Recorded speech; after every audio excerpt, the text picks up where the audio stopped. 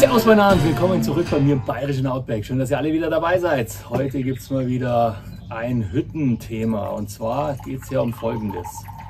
Ihr wisst ja, dass es ab und zu mal ein Ameisenproblem gibt oder ein Insektenproblem, aber heute spezialisieren wir uns genau aufs Ameisenproblem. Ich habe viele ausprobiert und immer wieder habe ich die Ameisen in der Hütte. Es gibt so viel Zeug, was du kaufen kannst. Es gibt Kammerjäger, da kann ich euch nur zu extremer Vorsicht raten, weil es ist wirklich so, jeder Kammerjäger, das ist wie so ein Netzwerk, das ist wie so eine kleine Gangstertruppe. Also es gibt wahrscheinlich auch normale, aber die schwarzen Schafe, die überwiegen, und wenn es euch an die wendet, es kostet einen Haufen Geld und es bringt im Endeffekt gar nichts. Das ist leider so. Also wie gesagt, Kammerjäger, ganz vorsichtig sein, und dann diese ganzen Mittel, die ihr alle habt, die funktionieren nicht vernünftig. Und seit, glaube ich, 2025 gibt es schon wieder ein neues Gesetz. Das heißt, dass man ja nur noch ein Vertreibemittel einsetzen darf, aber gar kein Mittel mehr, was die Viecher tatsächlich kaputt macht. So, jetzt habe ich einen Geheimtipp für euch. Ich habe wirklich viel ausprobiert. Backpulver, diese ganzen Hausmittel, und es hilft so ein bisschen.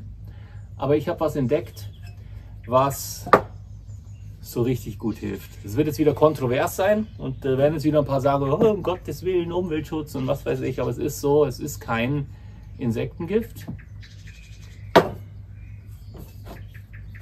und es funktioniert.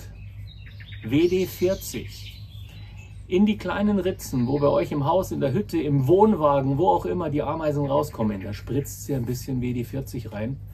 Und das Krasse ist, ich habe das gemacht und das Ameisenproblem war tatsächlich sofort gelöst. Sofort. Es ist jetzt seit 6 Wochen her und jedes Jahr habe ich gekämpft und es ist nichts zurückgekommen. Ihr müsst euch das Ding hier kaufen mit diesem kleinen Schnorchel hier, mit diesem ganz dünnen Ding. Das hat eine ziemlich präzise Reichweite. Es ist nicht wirklich schädlich, also es ist auch nicht so für eure Haustiere, für die Lebensmittel. Klar, kann es natürlich sein, dass man sich ein bisschen, wenn man es jetzt halt essen würde, Magenprobleme holt. Und man stirbt halt nicht dran, so wie bei irgendwelchen richtig fiesen Giften, die euch dann so der ein oder andere aufschwatzen mag. Und dann natürlich einen Haufen Geld dafür verlangt, weil das er ja selber spritzen muss. Also mein Geheimtipp, ganz ehrlich, WD-40 in die kleinen Ritzen rein. Es ist auch, wie soll ich sagen, rückstandslos, also es gibt nicht eine große Sauerei, es verschmiert euch nichts, es läuft zwar runter, dann müsst ihr es halt schnell wegputzen. Das ist nicht schädlich fürs Holz, es ist nicht schädlich für Baumaterialien, das ist praktisch für alles. Es kann jeder kaufen.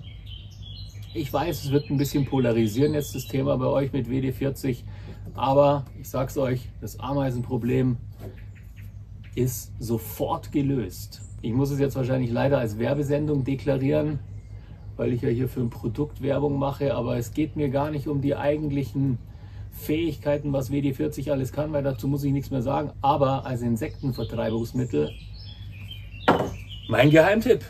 Ja, was soll ich noch sagen? Kurzes Video war das diesmal, kauft keinen Klump, dann müsst ihr weniger wegschmeißen, das hier ist kein Klump, das einzige Mittel gegen Ameisen.